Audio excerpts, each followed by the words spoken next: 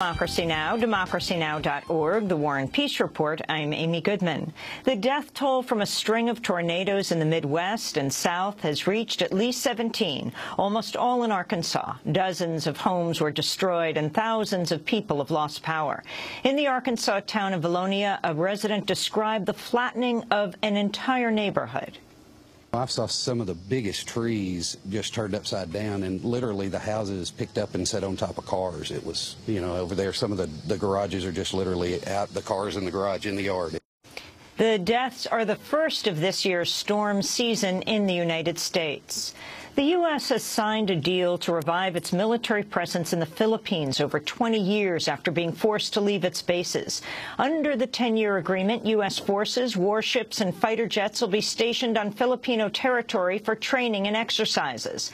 The Philippines was a U.S. colony from 1898 to 1946, and the U.S. maintained bases until popular protests forced their ouster in 1992. In a signing ceremony today, U.S. Ambassador Philip Goldberg said the U.S. does not intend to reestablish permanent bases. Commitment to democratic governance and international law, the mutuality of benefits for both nations as we develop our individual and collective defense capacities, respect for Philippine sovereignty over all locations covered under the agreement, and the understanding that the United States does not intend to establish a permanent military presence in the Philippines. The deal is being unveiled today amidst a visit to the Philippines by President Obama. At a protest in New York Times Square, a Filipino activist with the group Bayan criticized the accord. We are definitely against more U.S. troops in the Philippines and in Asia-Pacific region because we believe that the presence of U.S. military in the Asia-Pacific region is not beneficial to the socio-political and economic development of Asian countries. President Obama is in the Philippines today as he continues an Asia-Pacific tour. On Sunday, Obama faced protest at a public event in Malaysia over the Trans-Pacific Partnership. The secretive pact would establish a free trade zone among Pacific Rim countries, encompassing nearly 40% of the global economy. As Obama spoke at a town hall event, a group of demonstrators stood up in the audience and held placards in silent protest. An Egyptian judge has sentenced hundreds of people to death as part of the continued crackdown on the Muslim Brotherhood. The 683 defendants were convicted of violent acts on behalf of the Brotherhood, which the military regime has deemed a terrorist group since overthrowing President Mohamed Morsi in July. The defendants include the Brotherhood's spiritual leader, Mohammed Badi. The judge in the case is the same judge who sentenced over 500 Muslim Brotherhood supporters to death in another mass trial last month. In today's hearings, 37 of those death sentences were upheld, while the rest were changed to 25 years in prison.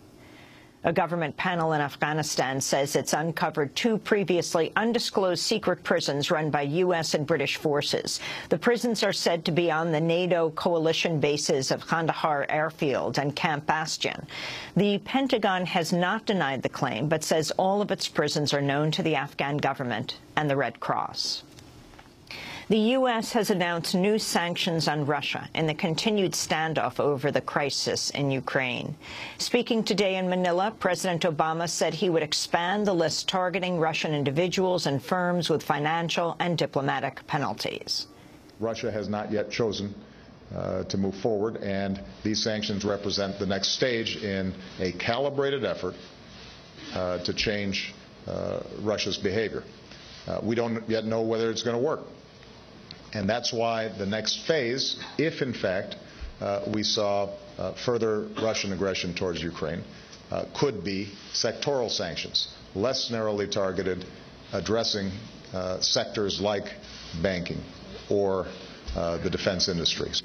Tensions in Ukraine remain high with continued violence and a new hostage crisis.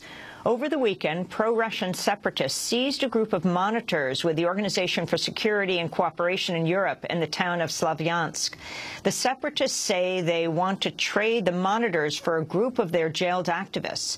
Meanwhile, the mayor of Kharkov, Ukraine's second-largest city, has been seriously wounded in a shooting. Doctors say the mayor, Hennady Kernes, is fighting for his life. In Nigeria, about 200 girls remain missing nearly 2 weeks after they were kidnapped from their boarding school. The Islamist militant group Boko Haram is suspected of abducting about 230 schoolgirls during a night raid in the northeastern town of Chibok on April 15th. Some have managed to escape. The Nigerian military initially reported most of the girls had been freed, but that statement was soon retracted. A federal judge has ruled the government can force Internet companies to hand over customers' private data, even when that data is held overseas.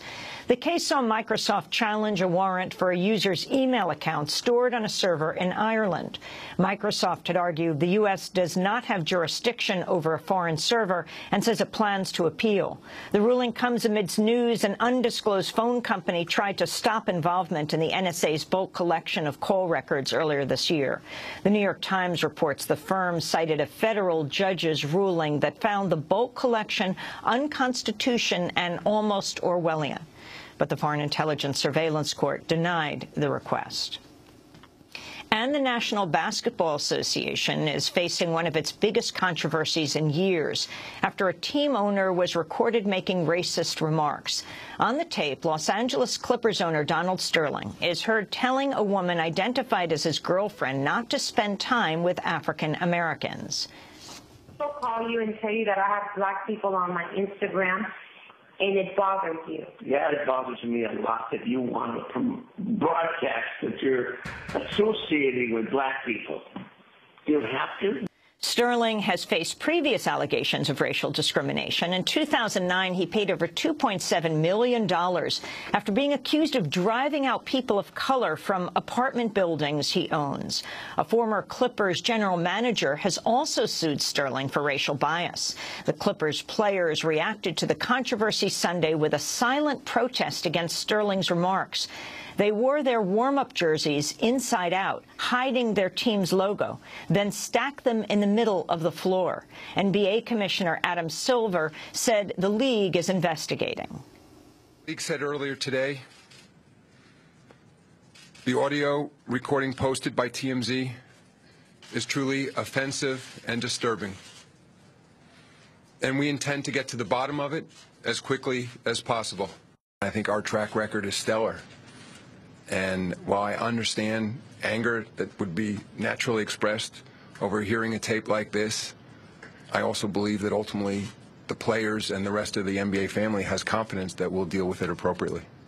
Several current and former NBA stars, including LeBron James, Kobe Bryant, Michael Jordan, and Magic Johnson, have condemned Sterling's remarks.